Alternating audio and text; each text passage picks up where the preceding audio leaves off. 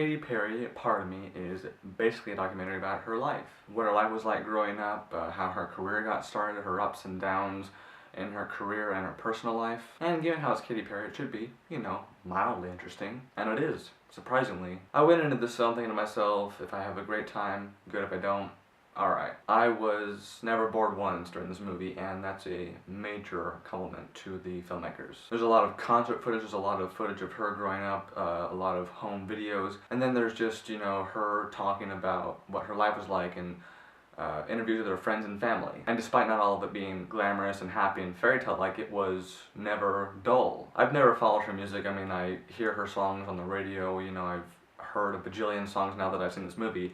And while I don't have any of her songs on my iPod, I can honestly say that I enjoyed mostly all of her songs. She's a very talented songwriter and singer, and honestly, I don't question how she got all of her fans. She has talent. The story is well told, it's well edited, the 3D is actually pretty damn good. Even though when I went in at first I was like, this is just a cash grab, it actually, it's pretty damn good here. And thankfully there were absolutely no screaming girls in the theater. I mean, there were, you know, plenty of Katy Perry fans, but I mean, nobody was screaming. The audience was having a fun time.